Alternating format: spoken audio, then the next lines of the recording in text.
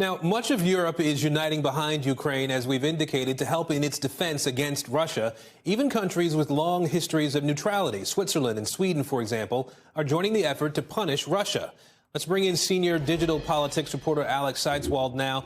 Alex, put this into some perspective for us. Why is this moment of European unity so historically significant?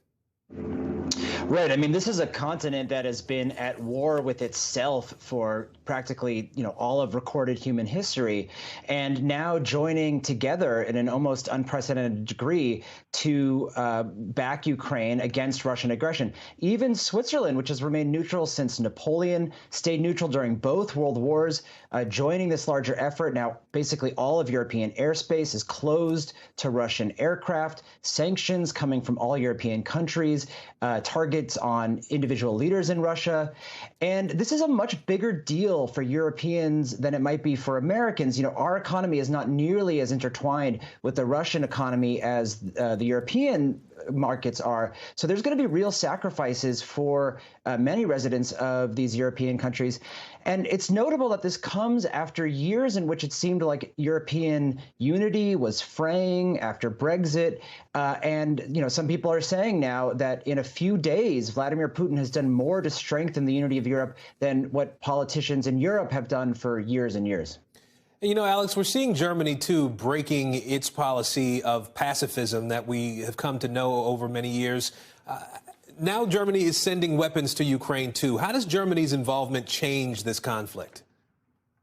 Yeah, this is a really big deal. Since World War II, to sort of atone for the crimes that the Nazi regime committed, Germany has maintained a policy of pacifism, of engagement. There's this idea in the German kind of popular imagination that their economic ties to the Soviet Union during the Cold War helped bring about the end of that regime.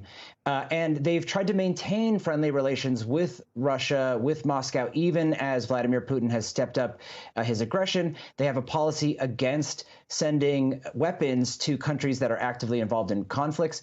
And they've even used their authority to block other countries from sending any German-made weapons to conflict zones. So the Netherlands just last week wanted to send weapons to help the Ukrainians, and the Germans blocked that.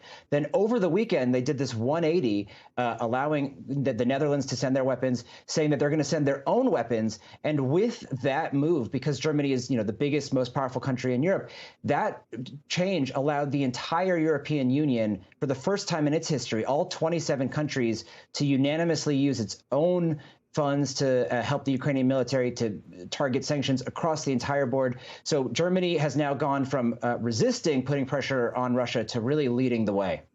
Seismic moves happening in Europe to support Ukraine now. Alex Seitzwald, we appreciate your reporting. Thank you. Thanks for watching our YouTube channel. Follow today's top stories and breaking news by downloading the NBC News app.